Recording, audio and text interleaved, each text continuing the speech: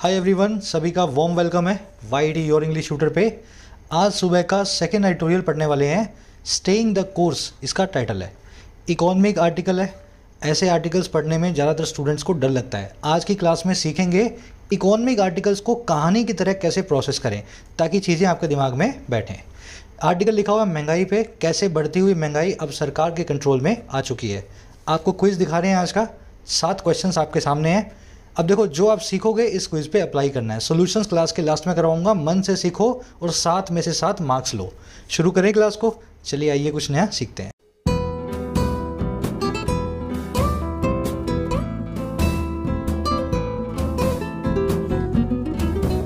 Alright, कह रहा है स्टेइंग द कोर्स। अब ये कोर्स कौन सा है? देखिए, कोर्स के कई सारे मीनिंग होते हैं। एक तो मीनिंग होता है जैसे आप कोर्स लेते हो कोई, है ना, आपने एसएससी का कोर्स लिया, बैंकिंग का कोर्स लिया। और एक कोर्स का मीनिंग होता है रास्ता, पाथ, वे।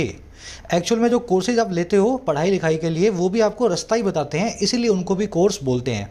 कह रहे हैं हमें स्टे करना है कोर्स पे। जिस रास्ते को पकड़ा है उस पाथ पे, उस वे पे हमें आगे भी बढ़ते रहना है। अच्छा, बात किसकी हो रही है?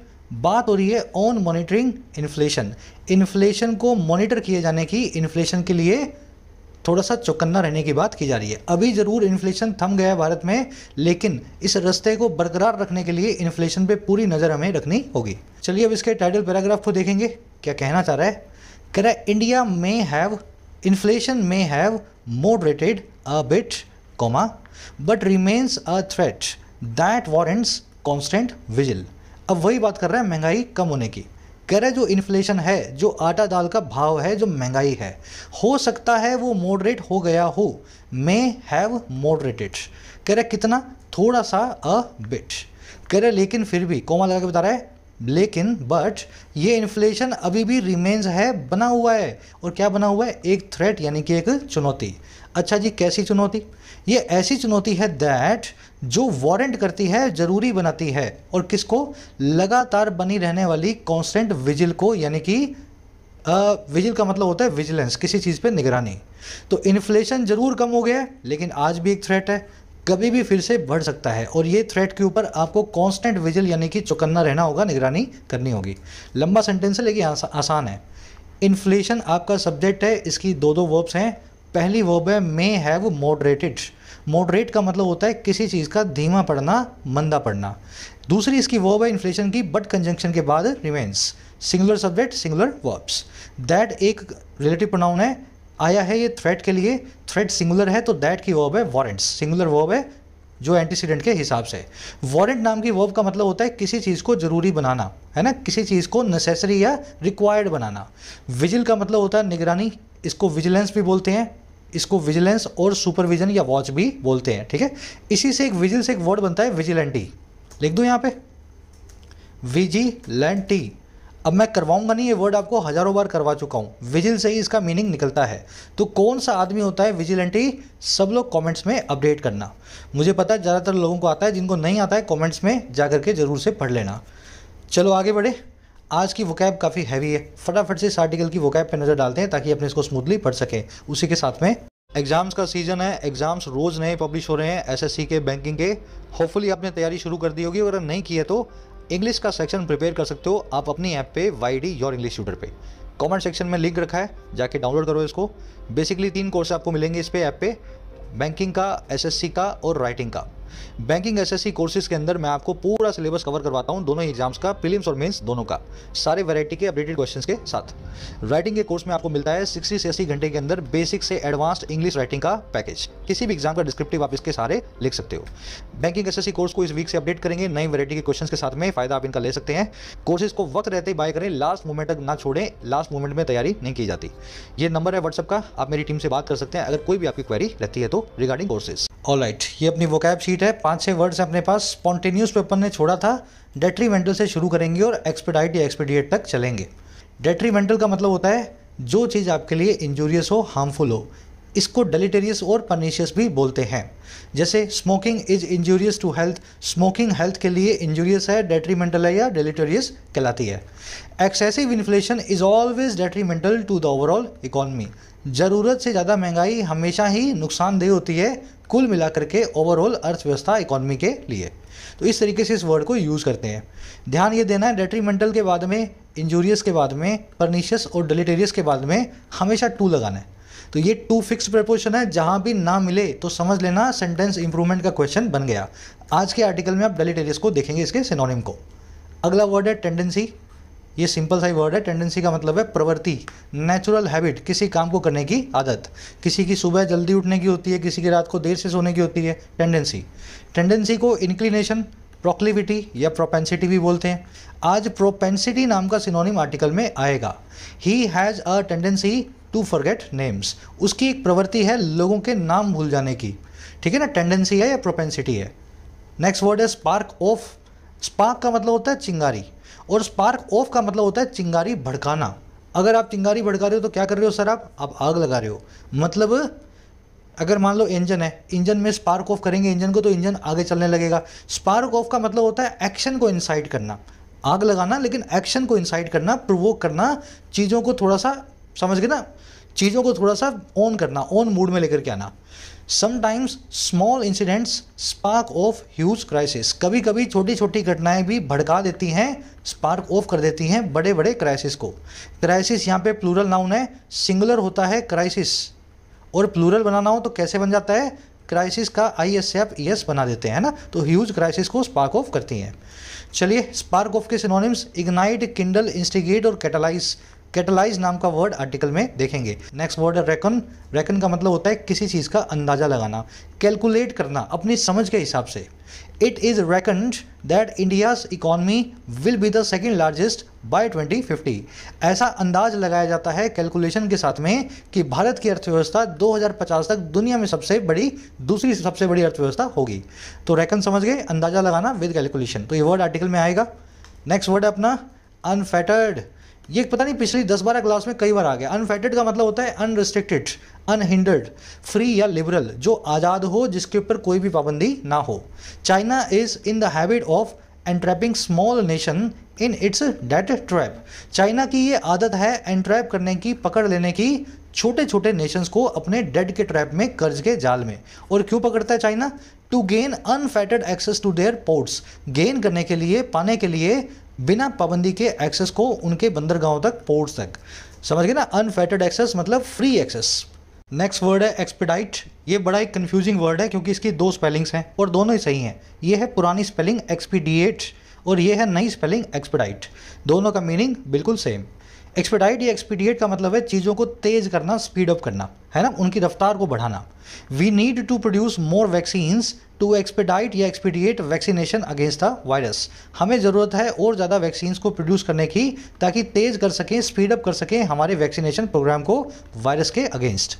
तो क्विकन, हेसन, रश थ्रू नेगेटिव, ये रश थ्रू क्या मतलब होता है, जल्दबाजी करना नेगेटिव फॉर्म में। एक्सपेडाइट में कोई नेगेटिव फॉर्म नहीं है, ये वर्ड जो है पॉजिटिव वाइब्स के साथ में यूज़ किया जाता है। तो इसकी एडवर्ब फॉर्म है एक्सपीडिशियसली, है ना, मतलब किसी चीज़ को तेज़ी से काम करवाने को बोलते हैं एडवर्ब फॉर्म में। इसको आज आप आर्टिकल में देखेंगे। चलिए यही 5-6 वर्ड्स हैं, डिटेल में आपको करवा दिए हैं। एक्सपेडाइट वर्ड थोड़ा कंफ्यूज किया जाता है एक्सपीडियंट वर्ड से। आज आपको ये वर्ड नहीं बताऊंगा, आपको खुद बताना है एक्सपेडाइट और एक्सपीडियंट, इस वर्ड में क्या मीनिंग होता है, दोनों में क्या फ़र्क होता है, डालना कमेंट्स में। चलो अब आ जाओ आर्टिकल पे, एक समरी आपको दे दें किस बारे में आर्टिकल लिखा हुआ है। देखो कहानी ये है कि इंडिया में इन्फ्लेशन काफ़ी ज़्यादा था, पूरी दुनिया में ज़्यादा है तो इंडिया में भी लाजमी है, लेकिन अब वो इन्फ्लेशन आ गया है अंडर कंट्रोल। और ये किसकी वजह से आया है, RBI की वजह से। और हमारी फाइनेंस मिनिस्टर निर्मला सीतारमन जी का ऐसा कहना है कि अब इन्फ्लेशन कंट्रोल हो जाने के बाद में सरकार का अब फोकस दूसरी चीज़ों पे आएगा, जैसे कि जॉब क्रिएशन, है ना, और दूसरे जो काम है। हमारा आर्टिकल ये कह रहा है कि इन्फ्लेशन कंट्रोल में तो आ गया है, लेकिन इसके बावजूद इन्फ्लेशन का फिर से बढ़ जाना एक खतरा बना हुआ है। इसके लिए कॉन्स्टेंट विजिल हमें बना करके रखना है, निगरानी इस चीज़ पर हमें रखनी होगी। बस आज इसकी यही समरी है।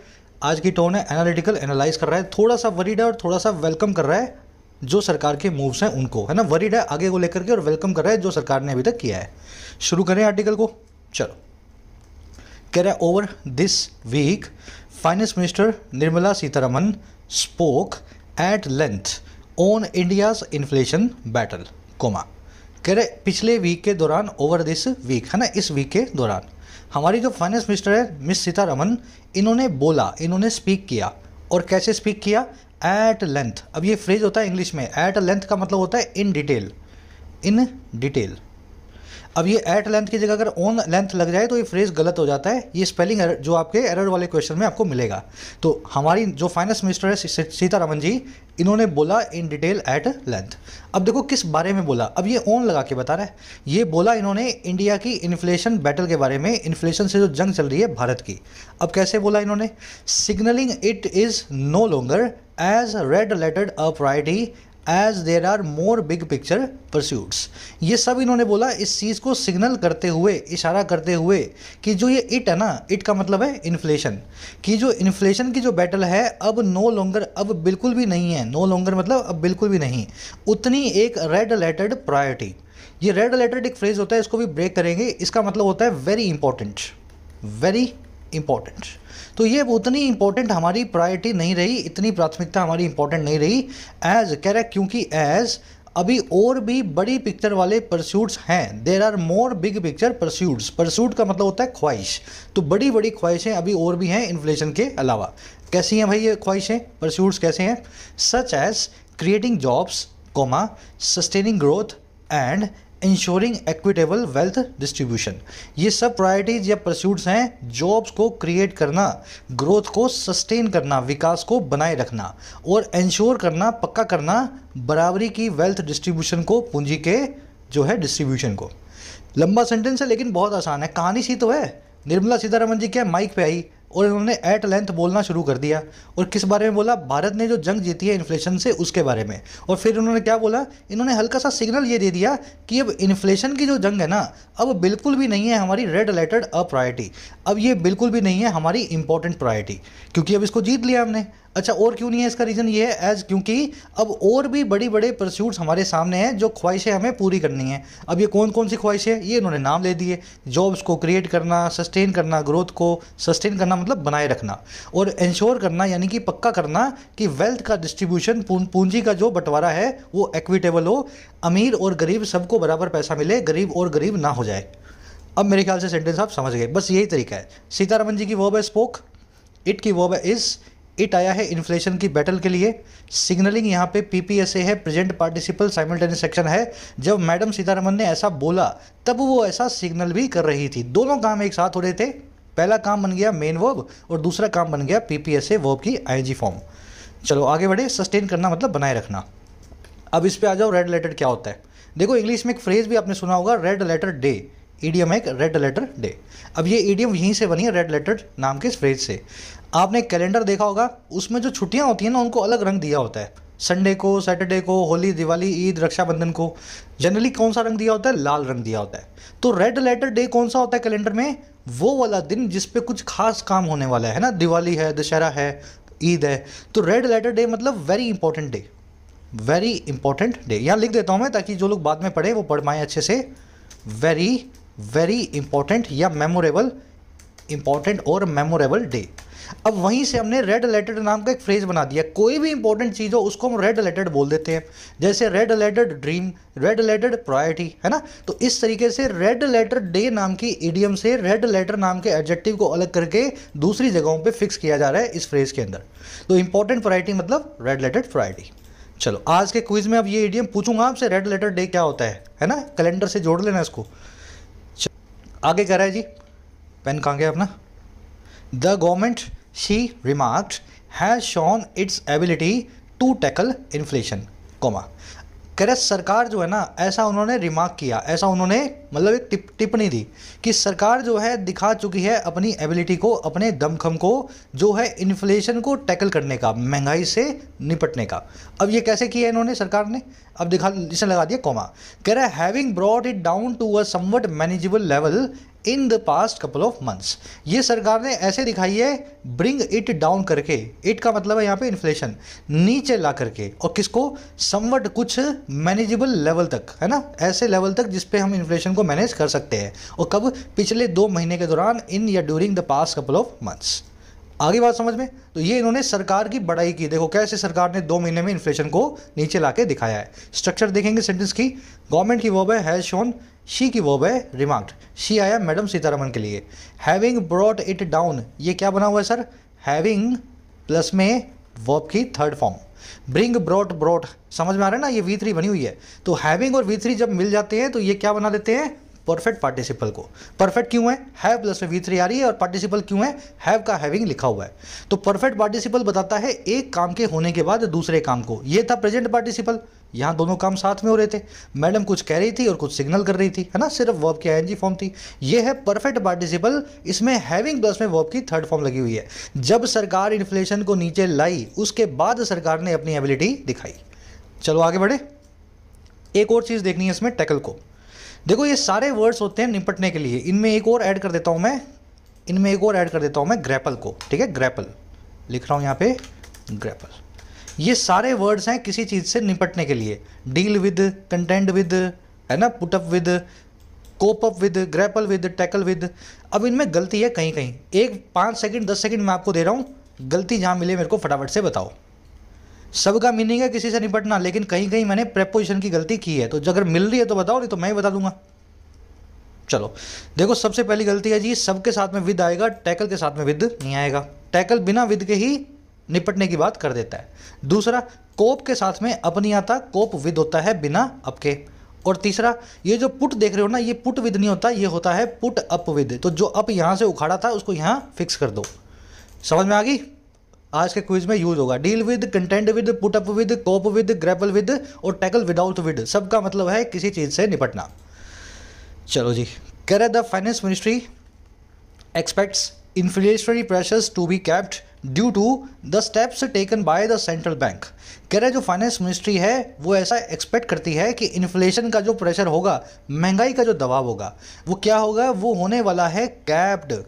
कैप्ड का मतलब है अब इससे आगे नहीं जाएगा, एक कैप इस पे लग गई है, एक मैक्सिमम लिमिट इस पे आ चुकी है। तो ऐसा ये एक्सपेक्ट कर रहे हैं कि इन्फ्लेशन और नहीं बढ़ेगा। अच्छा क्यों नहीं बढ़ेगा भाई, कह रहे ड्यू टू, इस वजह से, उन स्टेप्स की, उन कदमों की जो टेकन है, जो लिए गए हैं सेंट्रल बैंक के द्वारा, रिजर्व बैंक ऑफ इंडिया के द्वारा, सेंट्रल बैंक मतलब RBI, एंड द गवर्नमेंट, और गवर्नमेंट के द्वारा। अच्छा क्यों, आगे कह रहे since consumer inflation hit an 8-year high of 7.8% this April and the recent dip in commodity prices। कह रहा है ये इसलिए हुआ, ये स्टेप्स तब से लिए गए हैं जब से, सिंस कंज्यूमर इन्फ्लेशन ने हिट कर दिया, कंज्यूमर इन्फ्लेशन ने इस जो है मतलब समझ लो इस लेवल को हिट कर दिया। और वो लेवल क्या है, 8 ईयर के हाई का, पिछले 8 सालों के सबसे बड़े जो है लेवल का। और ये 8 सालों का हाई है 7.8% का, इसी साल अप्रैल में 2022 के अंदर। और जो रिसेंट डिप आया है कमोडिटी के प्राइसेस में, कमोडिटी का मतलब होता है खाने की चीज़ें, जो राइस देख रहे हो आप, है ना, राइस है, ग्रेन है या मेटल्स हैं, ये सब कमोडिटीज़ हैं। तो इनके प्राइस में तो आया थोड़ा सा नरमाई, और इन्फ्लेशन ने सबसे ज़्यादा हाई जो है अप्रैल में लगा चुका है। तो अब इनको यही लग रहा है कि अब इससे आगे क्या जाएगा, अप्रैल में हाई चला गया, अब तो ये नीचे ही आने वाला है, बाकी चीज़ें भी तो सस्ती हो ही रही हैं।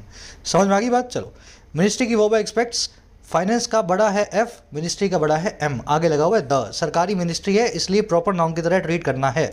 सरकारी संस्थाएं, सरकारी कानून, मिनिस्ट्रियां, सबको आप प्रॉपर नाउन लगाते हैं, द बना के उसको आगे रखते हैं।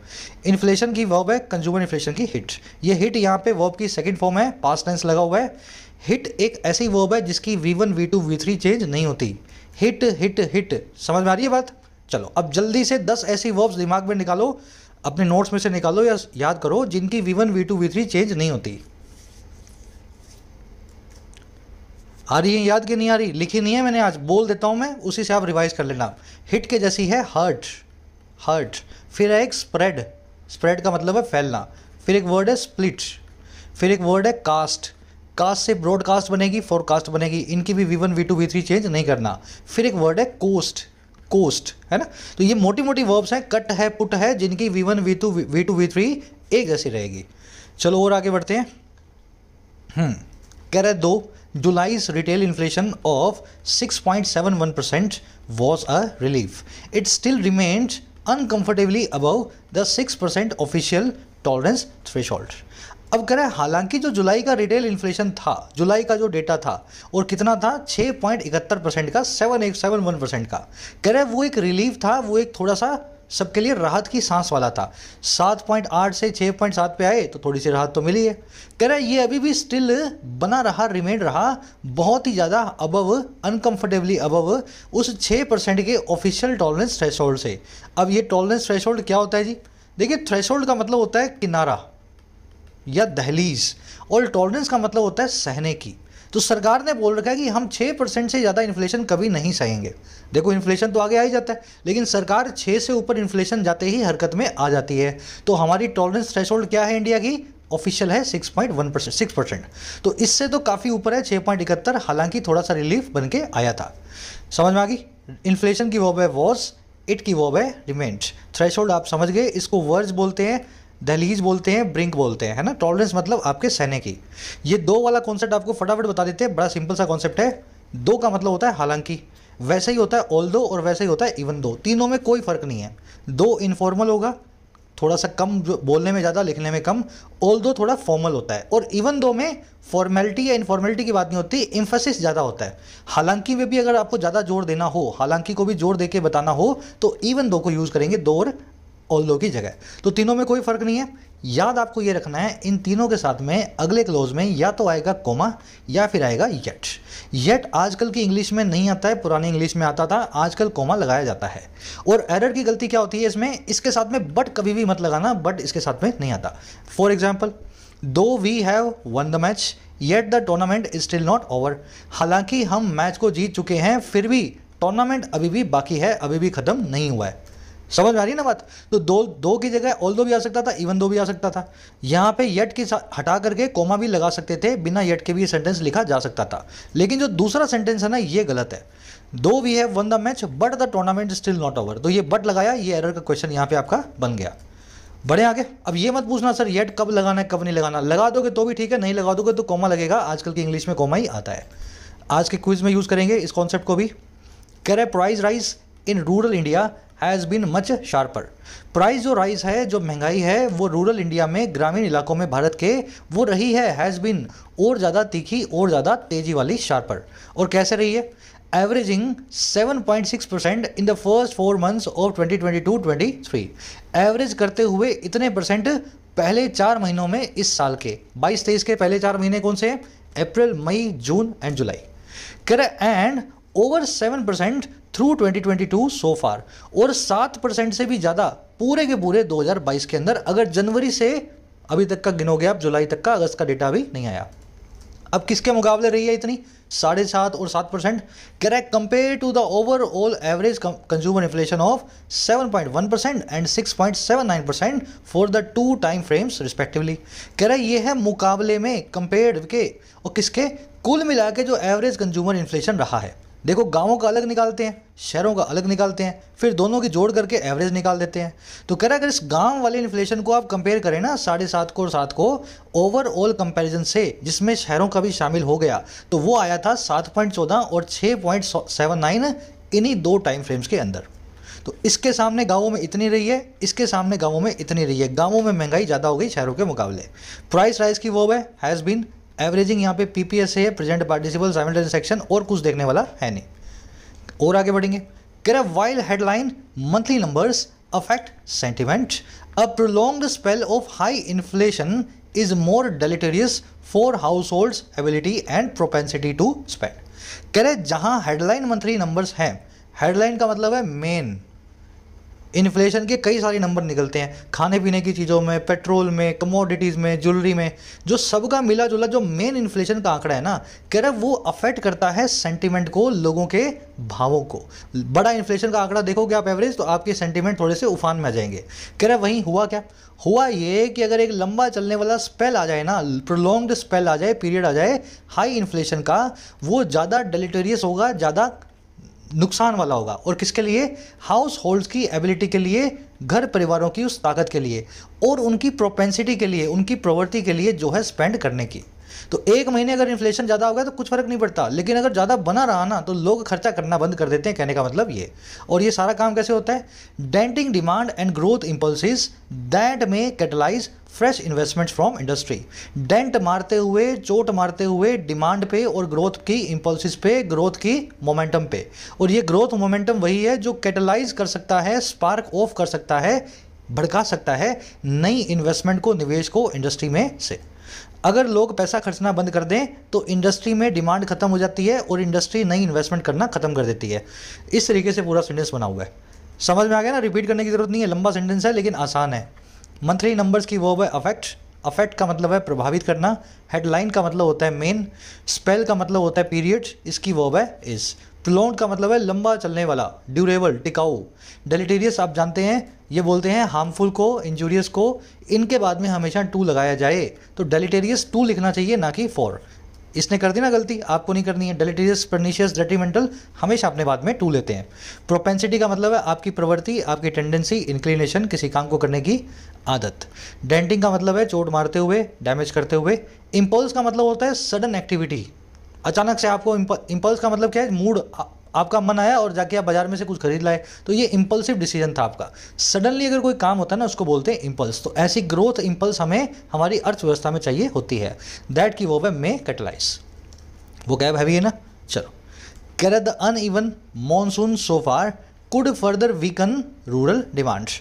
कह रहे जो अनइवन, जो उबड़ खाबड़ मॉनसून अभी तक आया है, कहीं पे बाढ़, कहीं पे सूखा, कह रहे ये और आगे कमज़ोर बना सकता है, वीक कर सकता है शहर, ग्रामीण डिमांड को, रूरल डिमांड को।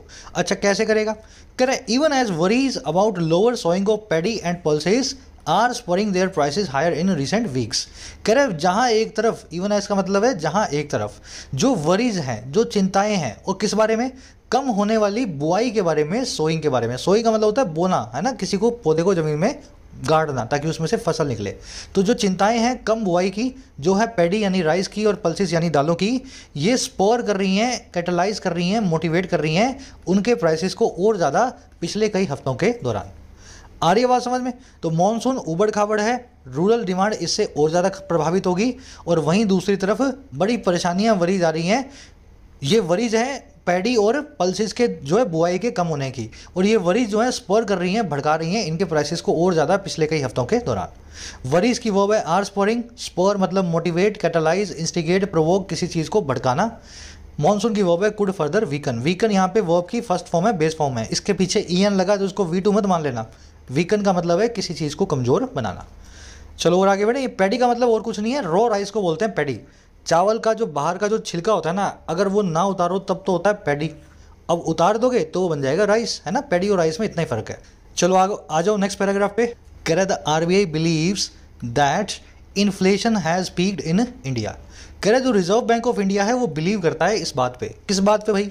इन्फ्लेशन पीक कर चुका है, सबसे उफान पे आ चुका है, ऊपर के बिंदु पे आ चुका है भारत के अंदर। अब और आगे नहीं आएगा। ऊपर एक वर्ड आया था कैप्ड, यहाँ पे एक वर्ड आया पीक्ड, दोनों का मतलब एक ही है। कह रहा है but deputy governor Michael Patra is not entirely convinced about the durability of moderating prices. कह रहा है लेकिन आरबीआई के जो डेप्यूटी गवर्नर है मिस्टर पात्रा, वो पूरी तरीके से कन्विंस्ड नहीं है। और किस बारे में भाई? अबाउट लगा के बता रहा है, ड्यूरेबिलिटी के बारे में, टिकाऊ बने के बारे में, जो है कम होते हुए दामों का। तो पात्रा साहब का ये मानना है कि ये दाम कम हो रहे हैं ना, ये आज ही कल चलेंगे, 10-20 महीने दिन बाद या महीने, 2 महीने, 6 महीने बाद आपको महंगाई फिर से देखने को मिल सकती है। तो ऐसा ये कन्विंस अभी तक नहीं हुए हैं इस चीज़ को लेकर के।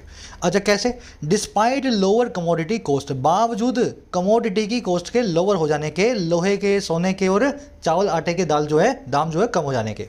अब ये कैसे? Noting that upside risk persist. ये इस तरह से कन्विंस नहीं है कि नोट करते हुए हैं कि ऊपर की तरफ जो रिस्क है, दामों के जो बढ़ जाने का रिस्क है, वो अभी भी बना हुआ है, परसिस्ट करता है। सेंटेंस समझ में आ गया ना? लंबा है, एक बार इसको रिपीट कर देते हैं। आरबीआई मानता है कि इन्फ्लेशन जो है मैक्सिमम लिमिट पे आ चुका है, पीक कर गया है, कैप कर गया है भारत में। लेकिन आरबीआई के जो डेप्यूटी गवर्नर है वो इस बात से कन्विंस नहीं है, और बात यह है कि ड्यूरेबिलिटी बनी रहेगी, टिकाऊपना बना रहेगा कम होते हुए दामों का। और किसके बावजूद कम होते हुए कमोडिटी के कॉस्ट के। और ये कैसे कन्विंस नहीं है? इस चीज़ को नोट करते हुए कि रिस्क जो है अभी भी बना हुआ है अप साइड का, इन्फ्लेशन कभी भी ऊपर की साइड में फिर से जा सकता है। चलो, आरबीआई की वर्ब होगी बिलीव्स, इन्फ्लेशन की वर्ब है हैज़ पीक्ड, गवर्नर साहब की वर्ब है इज, रिस्क की वर्ब है परसिस्ट। डिस्पाइट का मतलब है बावजूद, इसको इन स्पाइट ऑफ भी बोलते हैं। ठीक है, फ़र्क क्या है दोनों में? इसके बाद में ऑफ नहीं आता डिस्पाइट के, इंस्पाइट के बाद में ऑफ लगाना होता है, बस इतना ही फ़र्क है दोनों में। चलो, कह रहे द कंज्यूमर प्राइस इंडेक्स और CPI for August due next week some reckon would could take inflation closer to 7% again. कह रहे जो CPI है, जो रिटेल इन्फ्लेशन है आपके और मेरे जैसे लोगों के लिए, और किस महीने के लिए? अगस्त के महीने के लिए। और कह रहा है वो इन्फ्लेशन का आंकड़ा जो ड्यू है नेक्स्ट वीक, जिस आंकड़े का अभी रिलीज होना बाकी है अगले हफ्ते में।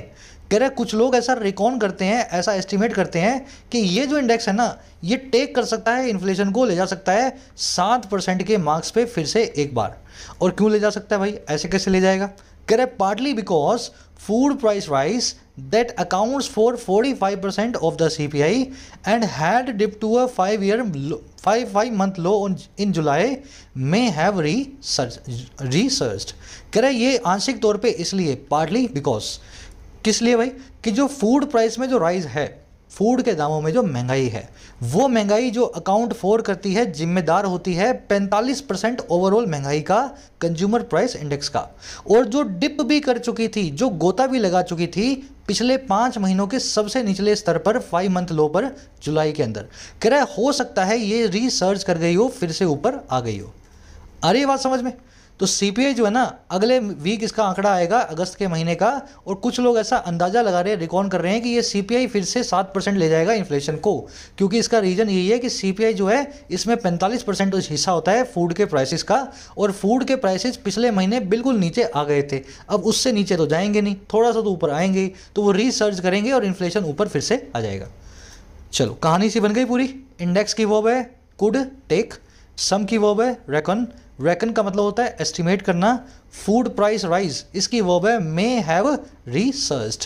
अब ये फूड प्राइस राइज के लिए आपने दैट नाम की कंजंक्शन को यूज किया है।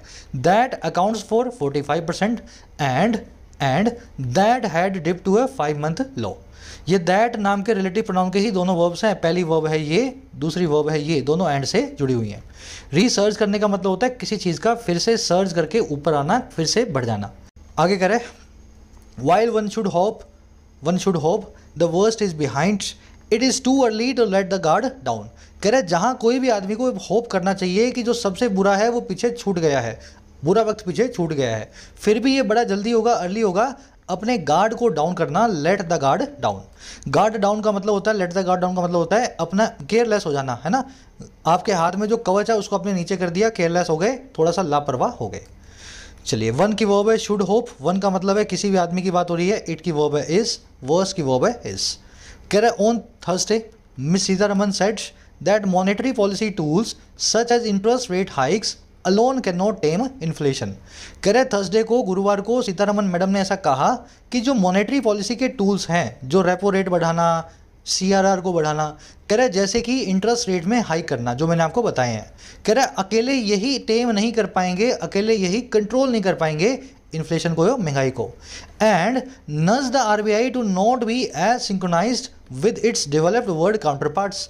और इन्होंने नज किया यानी कि पुश किया। नज का मतलब होता है हल्का सा पुश करना। इन्होंने पुश किया RBI को कि ये सिंक्रोनाइज्ड ना हो जाए। सिंक्रोनाइज का मतलब होता है किसी दूसरे के हिसाब से चलना, उसके सिंक्रोनाइजेशन के अंदर। तो इन्होंने पुश ये किया RBI को, आप जो ना हिसाब से मत चलने लग जाना, सिंक्रोनाइज मत हो जाना अपने डेवलप्ड वर्ल्ड के काउंटर पार्ट से। अमेरिका में जो RBI है, जो डेवलप कंट्रीज में जो RBI है, उसके हिसाब से। कब? When growth needs to be unfettered, जब ग्रोथ को ज़रूरत हो अनफेटर्ड होने की, यानी कि आज़ाद होने की।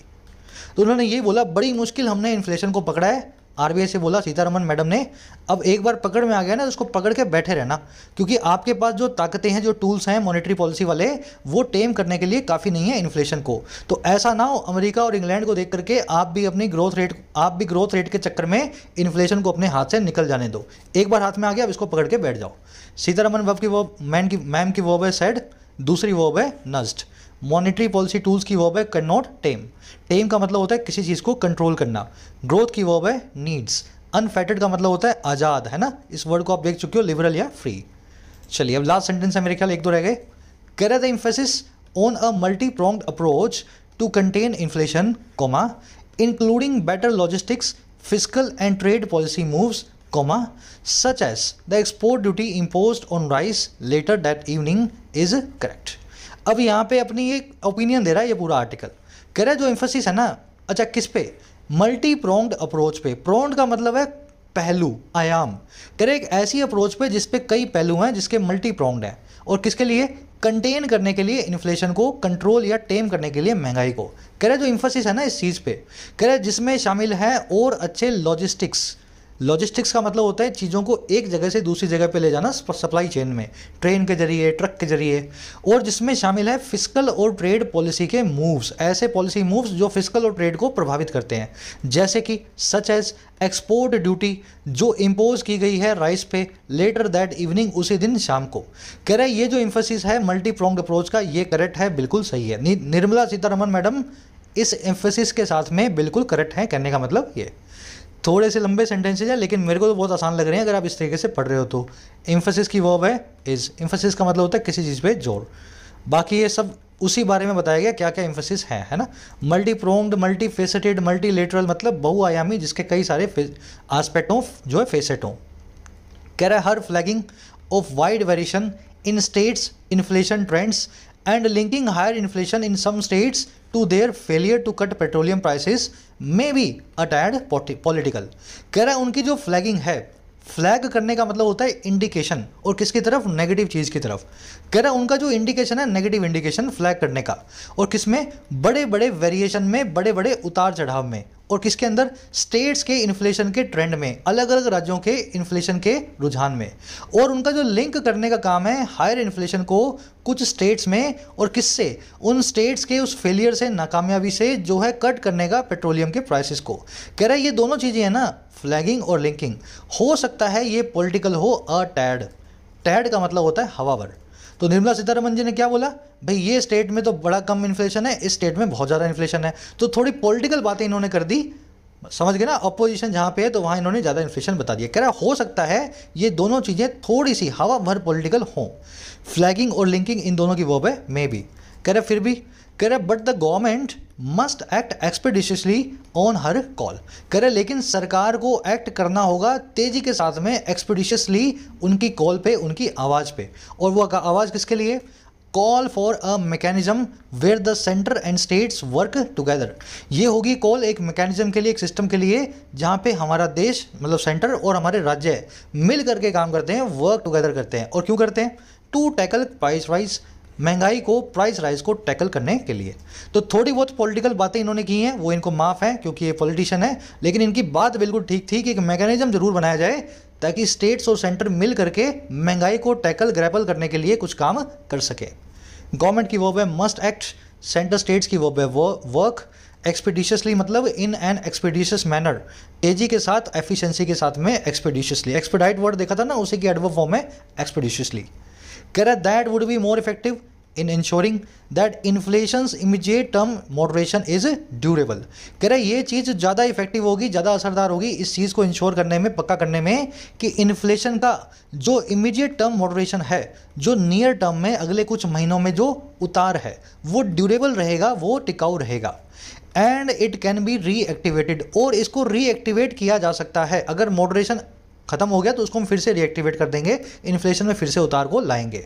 और क्यों लाएंगे भाई, so that future policy reactions are quicker and more sure footed and cohesive. जो फ्यूचर में पॉलिसी की रिएक्शंस हैं वो तेजी से आएँ, श्योर फुटेड हो, श्योर फुटेड का मतलब है अच्छी फुटनेस के साथ में, फर्म फुटेड हो, मजबूती के साथ में हो, और कोहेसिव भी हो। कोहेसिव का मतलब होता है यूनाइटेड। आ रही है बात समझ में।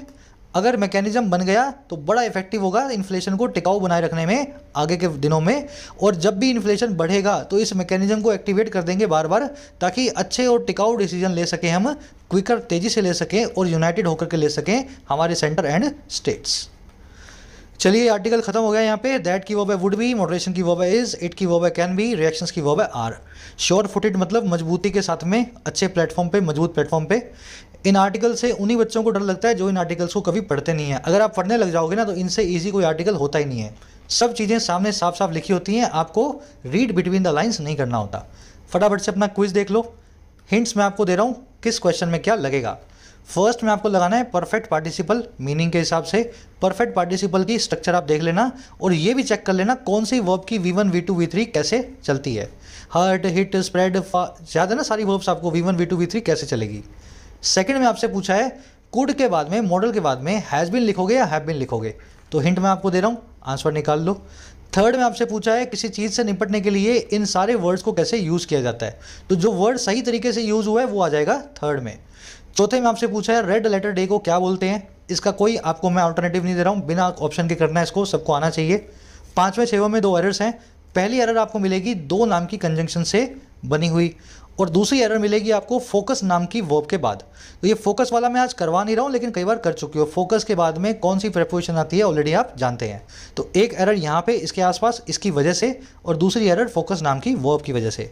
7th क्वेश्चन में आपसे पूछा है अनफेटर्ड वर्ड का क्या मीनिंग होता है, और मीनिंग का एंटोनिम निकालना है, ठीक है, एंटोनिम। तो अनफेटर्ड का एंटोनिम निकालो, निकल जाएगा मेरे ख्याल, 3 ही तो ऑप्शंस हैं। चलो सभी के आंसर सकें फर्स्ट कमेंट में इसी वीडियो के नीचे जाके चेक करो, आउट ऑफ 8 कितने मार्क्स मिले, आउट ऑफ 7 जरूर से बताना कमेंट सेक्शन के अंदर। मुलाकात होगी कल। कोर्सेज अवेलेबल हैं ऐप पे, आप उनका फ़ायदा ले सकते हैं, राइटिंग का, एसएससी का और बैंकिंग का। एक ही चीज़ का ध्यान रखना है, लास्ट मोमेंट पे कोर्स नहीं लेना है। कोर्स लेने का वक्त पहले होता है एग्जाम से, 2 महीना 3 महीना पहले अपने आप को टाइम दो, मेहनत करो, सर आपके साथ हैं। कोई भी क्वेरी होती है ये नंबर है, मेरी टीम से आप बात कर सकते हैं व्हाट्सएप के through. Until then signing out.